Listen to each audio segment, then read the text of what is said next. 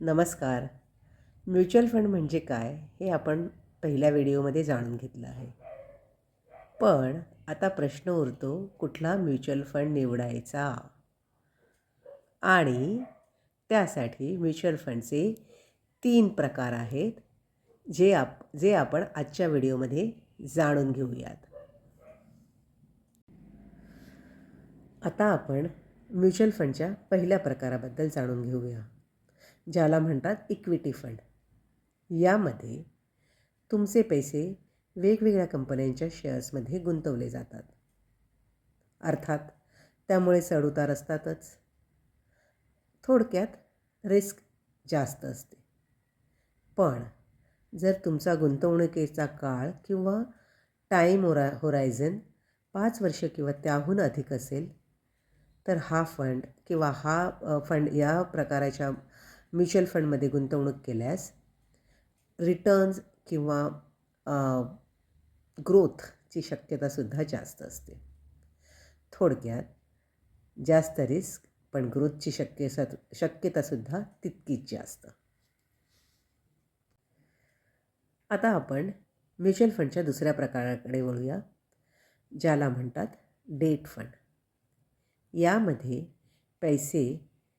तुमचे पैसे government bonds किंवा कंपन्यांच्या बॉन्ड्समध्ये गुंतवले जातात.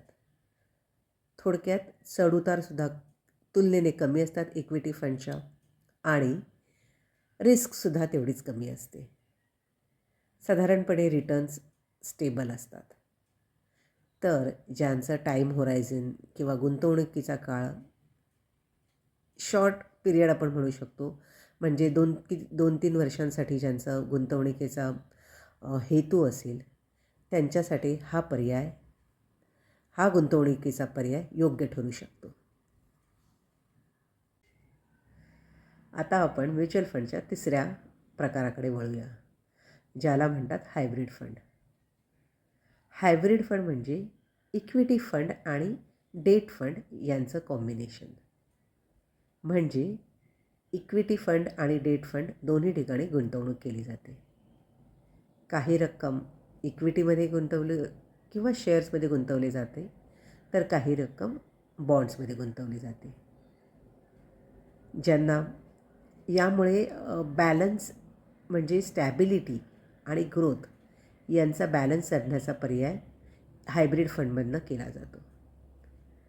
ज्यांना हाय रिस्क नको असते पण सेफ पर्यायसुद्धा नको असतो, त्यांच्यासाठी हायब्रिड फंड हा एक उत्तम पर्याय असू शकतो. पण लक्षात ठेवा, म्युच्युअल फंड गुंतवणूक फक्त फंड बघून करायची नसते, तर तुमचा गोल किंवा तुमचं त्यामागचं आर्थिक उद्दिष्ट काय आहे गुंतवणूक करण्यामागचं, तसंच तुम्ही किती काळ गुंतवणूक करू शकता आणि तुम्ही किती रिस्क घेऊ शकता, या जर तिन्ही गोष्टी स्पष्ट झाल्या तर योग्य फंड निवडणं सोपं जातं.